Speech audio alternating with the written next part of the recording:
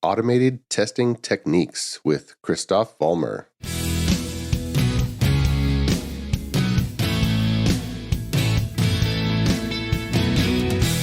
The Azure DevOps podcast is a show for developers and DevOps professionals shipping software using Microsoft technologies. Each show brings you hard-hitting interviews with industry experts, innovating better methods, and sharing success stories. Listen on to learn how to increase quality, ship quickly, and operate well. And now your host, Jeffrey Palermo. Welcome to the show. I'm Jeffrey Palermo, your host for helping you and your teams move fast to deliver software quality and to run your software with confidence in Azure, all while using everything that the .NET ecosystem has to offer. The podcast is sponsored by ClearMeasure, a software architecture company that empowers .NET teams to be self-sufficient and able to deliver world-class results through its ClearMeasure Way methodology. And announcement, my architect forums are going strong, so signups for the next session are now up. We've had several months under our belt, and if you lead a software team and are looking to collaborate with peer architect leaders, you can just go ahead and sign up at the link in the show notes. And for those of you looking for Programming with Palermo, my video podcast, just search in any of the podcast directories or on YouTube and you'll be able to find it. My guest today on the show is Christoph Vollmer. He is an internationally experienced IT manager with strong experience in software development and team leadership. He's worked several years as a developer with multiple languages in several organizations and industries with different methodologies. He has hands-on experience with a broad range of techniques. He successfully led teams for cross-functional Agile and has a strong focus to deliver the right thing in the right way. He's mentored and managed team members on different levels. He's passionate about Agile and Scrum as a software development methodology because it brings the gap between development teams and business needs. And he has a focus on security, starting at development and going all the way through to the end user and end users' daily lives. And he's also strong with automated testing on every level. So, Christoph, welcome to the show. How are you, sir? Very good. Thank you very much for the invitation. Oh, my pleasure. My pleasure.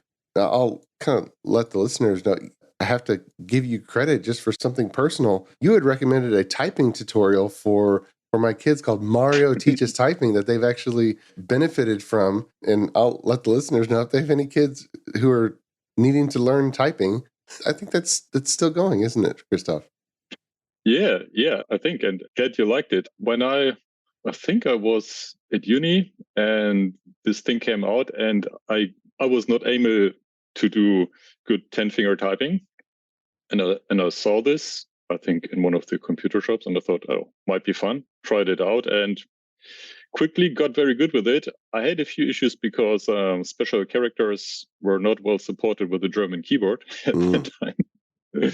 So I did not learn special characters very good, but who needs those anyways? So most of the typing is anyways done with the normal characters. And yeah, it was a lot of fun. It's an enjoyable, gamified way to learn typing. Yeah. Fantastic. And it looks like it is an old DOS game, but it still runs. Still runs on Windows. It's an old DOS game, but at that time, when I sent you the email, I found it on a website as a JavaScript. I mean, now everything runs in JavaScript, so the old DOS games as well. Found it there. Not sure if it's still up, but I'm sure people can find it. Oh, sure. Now, you are really passionate about testing, and I want to kind of pick your brain and get into that. Mm-hmm. But can you give us a little bit more background? What are some of the high points in your career that kind of led you to really get interested in a deep way in software testing? Yeah, so my career started in mid-2000.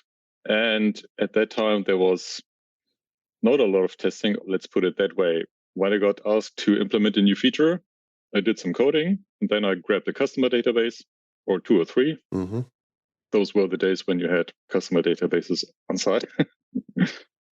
And then I tried the new code, and if it worked for me, I made a release, and then the customers tried it, and of course, it didn't work for everyone. So some customers complained. I got a bug report. I needed to fix it, and then went forth and back and forth and back. And Yeah, it was not really enjoyable. I didn't like it a lot. And that was, I guess, my software development for the first 10 years or something.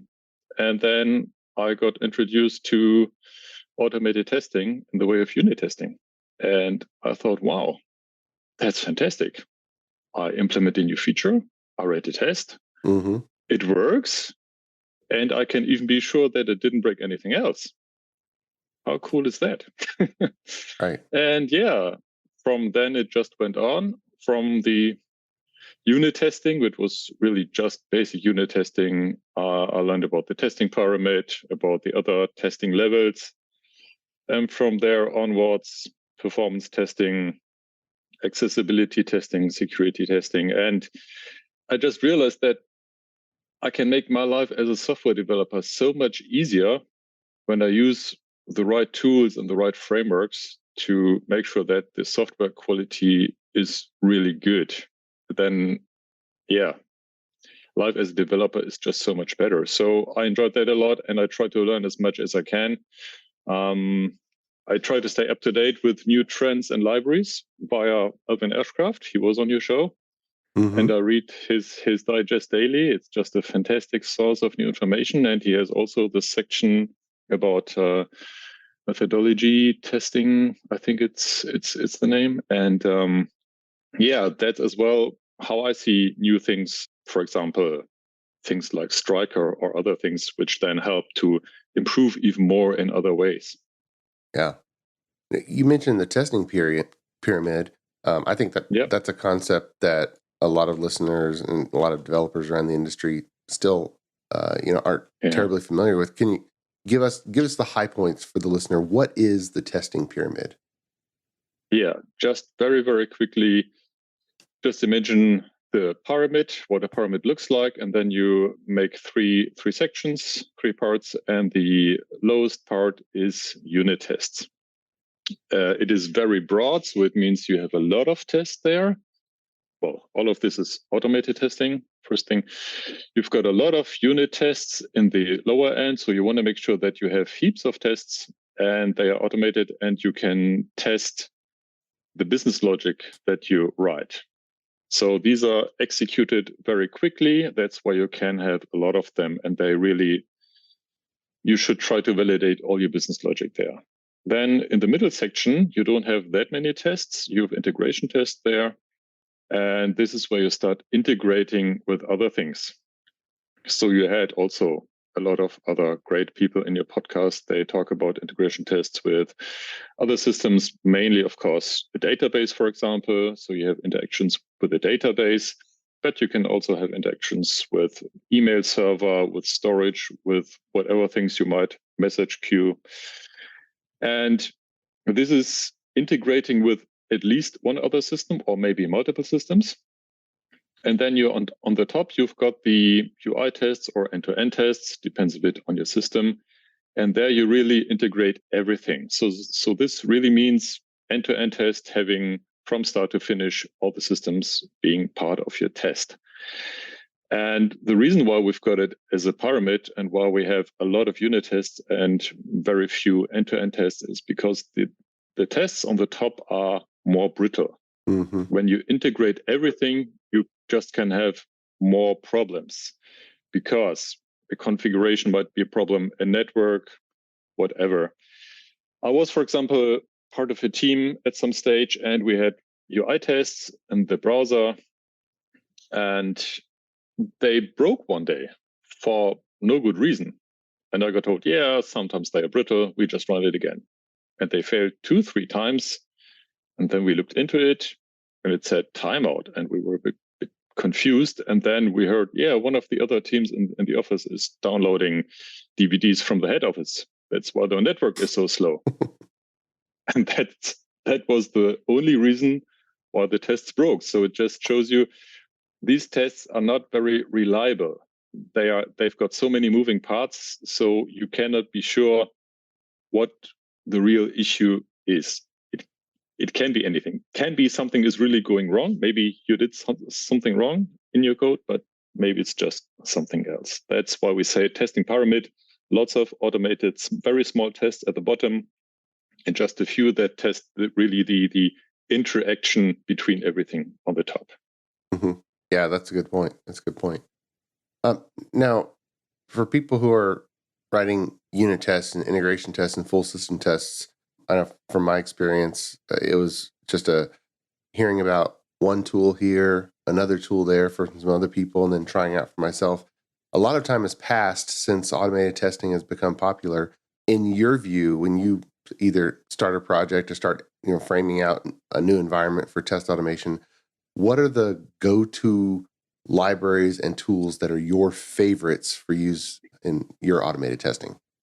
Well, it really depends a bit on what you're doing. If you've got a real public customer-facing site, if you've got a real UI, maybe you only have an API, maybe it's only internal, maybe you're really data-driven. It really depends a bit. For example, I talked to some people at one stage and they said, well, we don't have a lot of business logic. Mm-hmm. We have a UI, but what we mainly do is read and write data. And then I said, well, then your testing pyramid might not really look like a pyramid. Maybe then it's more like a rectangle mm-hmm. or something. But that's okay. So you really need to look at what you really need.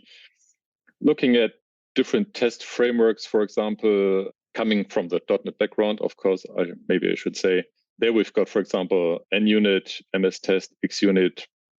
Those are all great. There as well, you can already start saying, well, I like more this or that. Maybe there is a specific reason to choose one over the other. But again, it depends a bit on details. In general, they are all great. Mm-hmm. Looking then how to write the tests, the unit tests or the automated tests themselves, there is, for example, stuff like fluent assertions, which is really fantastic and also very, very feature-rich by now, I would say. I'm still learning new things whenever I look into it. It's like I get a question, well, we've got a problem with this or that unit test, and then I first look into fluent assertions and see if it's got a feature around that. Then you can look into auto fixture, for example, if that helps you to set up the data, or you can look at verify. Of course, mocking substitutes like n substitute, those are fantastic things. Then if you want to improve your tests yourself, then there is things like the Rosalind analyzers, which are available for the different frameworks and also for fluent assertions, for example. I think it was in your podcast at some stage that there was somebody talking about XUnit using the analyzers, which has helped them a lot. Yeah. And then, for example, like I mentioned, Stryker is very interesting as well, because often people talk about test coverage mm-hmm. and test coverage being so good and important. But then again, test coverage is a good indicator, but it's not the main thing, because it only tells what are the code paths that got executed. And it doesn't say anything about assertions or validations. It just means executed. Mm-hmm. And if, for example, you stress this metric and you set a very high goal there, then people will find a way to fulfill this goal, but it might not be good tests. And then things like Stryker can help you to realize if those are good tests or not. Well, tell us more about that. And again, for the developers getting into automated testing, what is mutation testing and why would someone want to use it? And then, of course, reach for the appropriate tools. Yeah. So how automated tests work basically is that you execute your tests, they execute your production code, and then they verify an outcome. So, for example, you've got a calculator and you say, I want to try the add function, and then you say 2 and 2 are the two parameters, and you get the result 4. Great, the result is correct.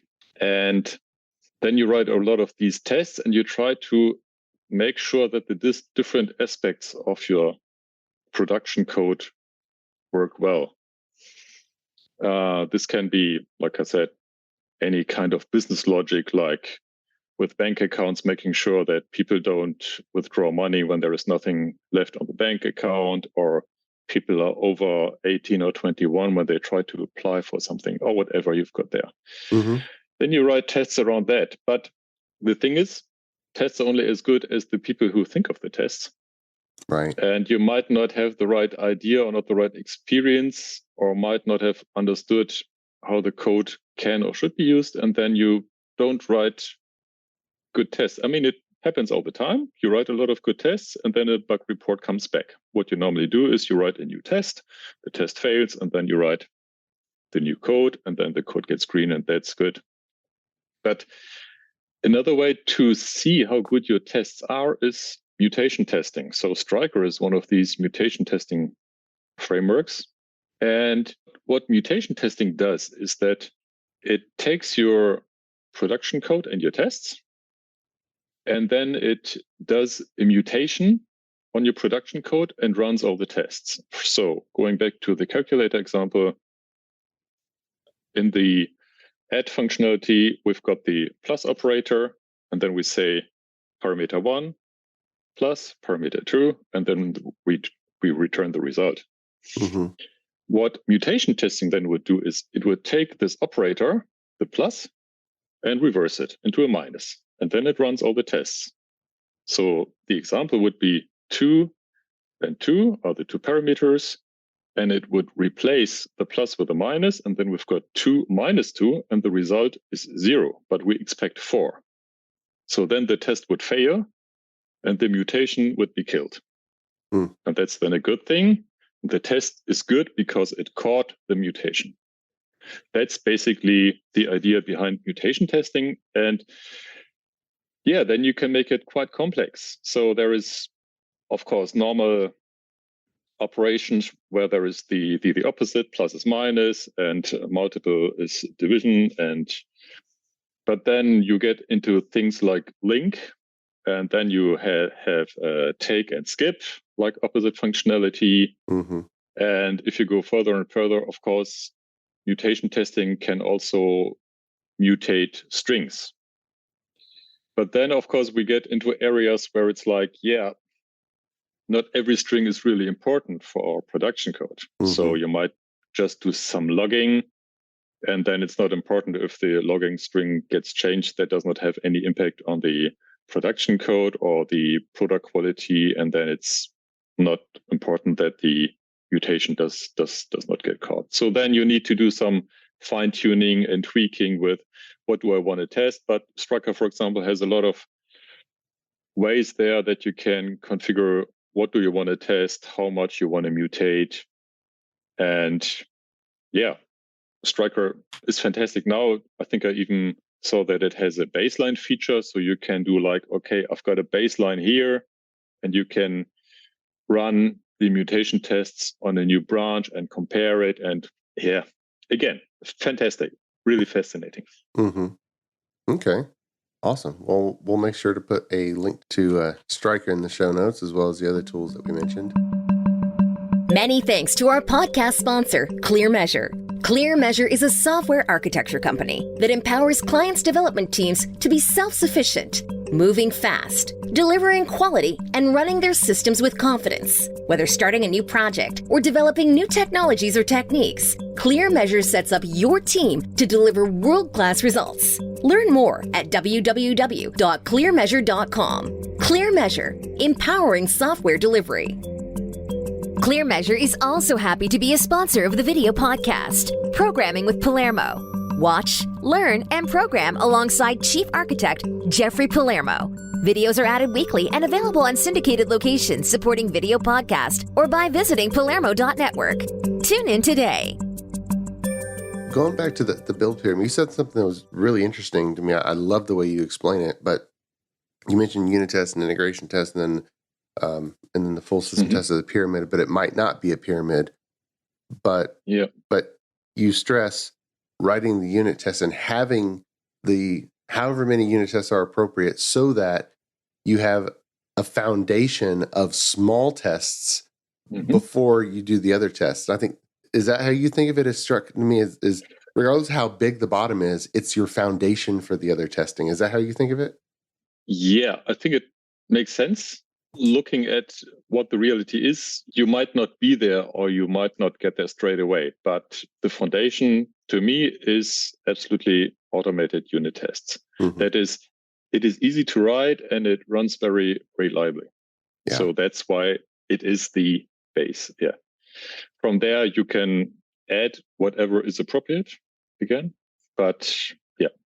Now, if you're going into a piece of software that doesn't have a lot of automated tests at all, and you're thinking, how do I add test automation to this software that's been around a long time?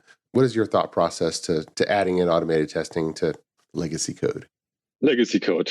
There you've got a point, exactly. Or maybe even if it was well written, it didn't have tests. Yeah. Well, one of the issues we still or often see is that the architecture does not help you with writing automated tests, at least not on the unit test level. So if you don't have dependency injection, then it's really hard to write good, small automated tests. So then you would need to start to do some refactoring because you can start on that level. Of course, you could go the other way around and say, okay, I start with UI tests or end-to-end tests. So at least I've got some automated tests. It really depends a bit on the product, where the company or the organization is, what their most stressing concern is, what they're after, if they got a lot of issues and they said, we just need to get started with testing. However, then you can start, of course, on the top, but you should make sure that you make your way down and try to refactor and have a lot of small automated unit tests as quickly as possible. And then again, if you touch some code, if you touch a file, try to refactor it, try to introduce unit tests, and that's how it works. I should stress as well, of course, that if there are no bugs, then no need to write tests. Because if nobody mentions there is a bug, no need to write a test. You can say, okay, it is bug-free.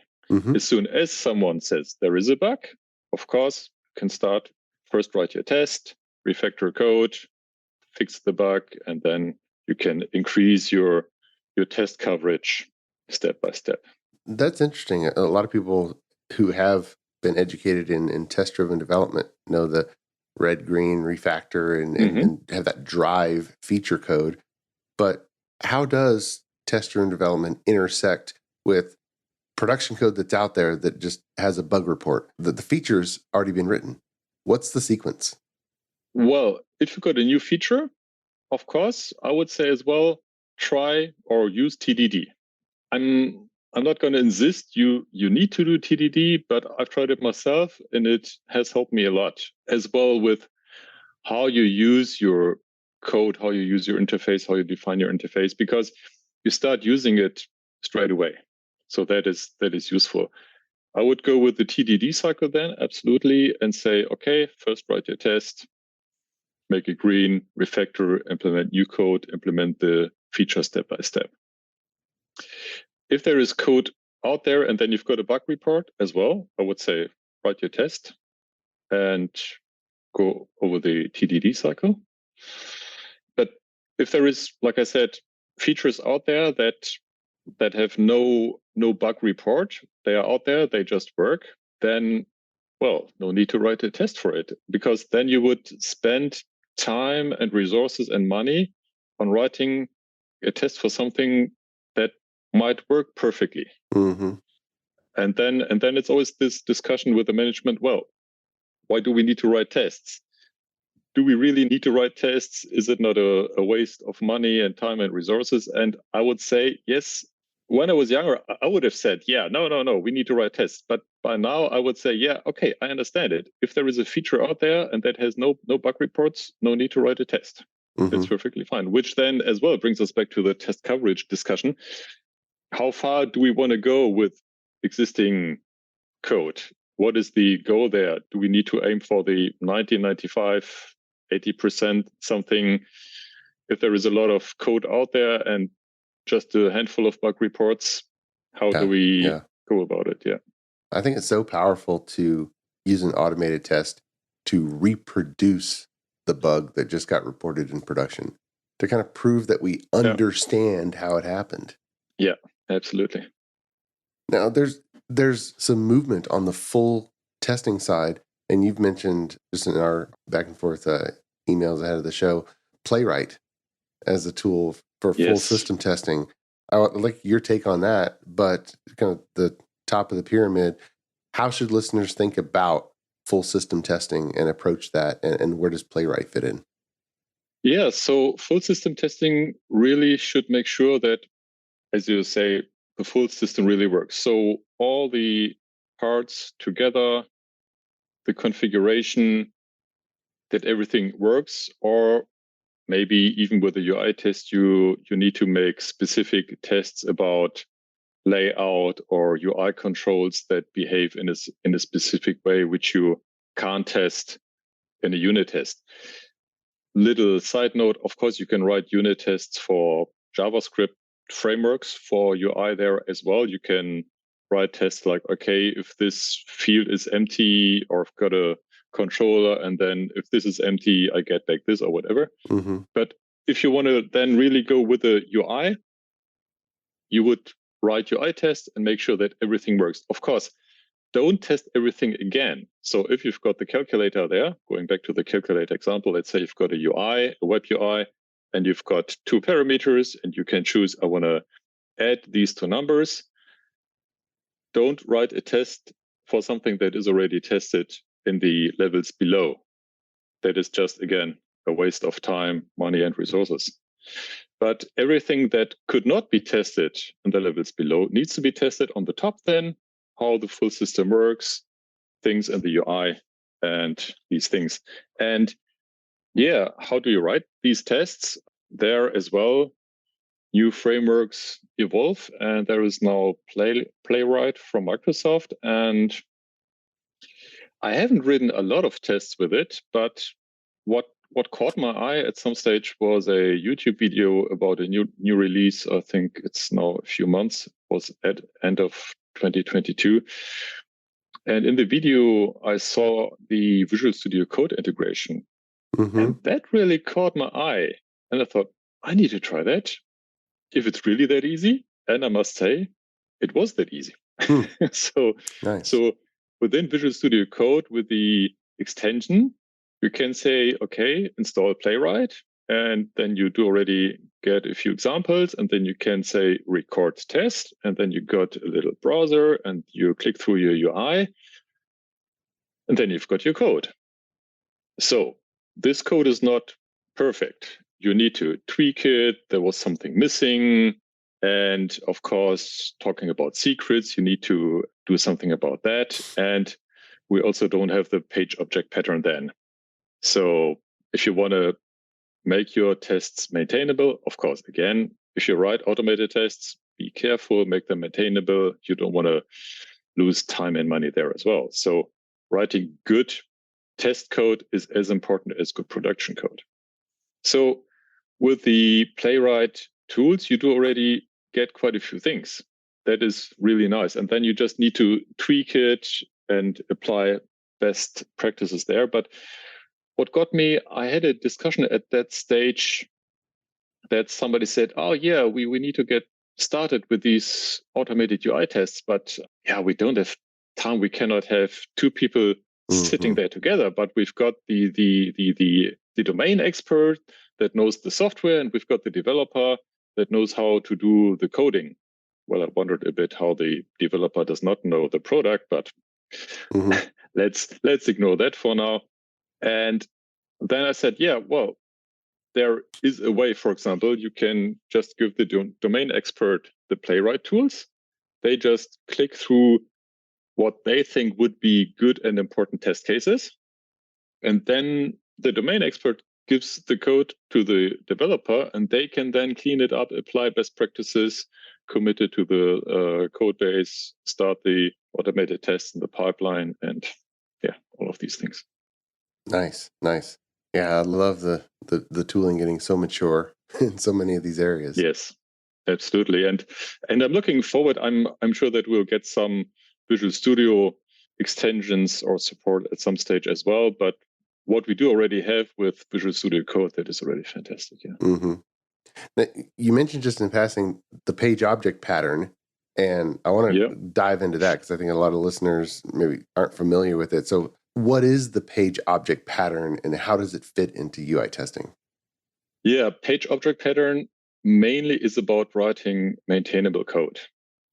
So as I said, it is important to make sure that your test code follows best practices as well, and it needs to be maintainable. So whenever you change something in your UI, like a word on a button or in the menu or something, you need to make sure that the impact on the test code is as minimal as possible. Mm-hmm.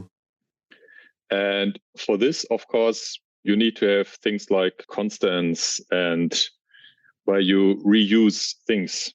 And one of the things that you then normally do with UI tests is you apply this page object pattern, which means you have an object per page. So you say, I've got an object, well, I've got a page here, and this is represented by an object. And then I, for example, write helper methods there like click a specific button or click on a menu or enter some data. And you can even then apply a fluent pattern there. For example, you can say, enter this data and enter this data, and then push that button. And then would then in the back end with the page object convert to specific things being filled in automatically and specific controls being used and clicked. I like it so much better than developers just maybe using a CSS selector or combing through XPath or somehow locating an element in order to know where the button is or where the text box is, and then a developer changes something about the HTML or the structure of the page, and now that page is broken because there wasn't a good formal handle by which to actually locate the proper UI control. Yeah, it also makes code way more readable. If you've got like enter into this field and click button, that is way better to read than reading long strings of, like you said, CSS locators or XPaths or whatever things that confuses people. So It's way better to just read, like I said, even for example, maybe fluent pattern where you just go step by step and then makes it more readable and better to use and to maintain. Yeah. There's way more in this subject of testing than we can possibly cover in this format. But in your experience, you've done it all. You've done performance testing, security testing, accessibility testing, the chaos engineering. Can you give us just a short primer on these other types of tests and why someone might think that they would be appropriate for their scenario and when they might not be appropriate? Yeah, let's start, for example, with performance testing. If you've got a product or if you've got a website that is only used internally and there is no spikes, there is predictive load, it's Monday to Friday, it's specific business hours, maybe you are only in 2 or 3 time zones, then if everything works well, you could write a performance test and see, are we going to grow by 10%? Let's make sure that it still works, but then that's basically it.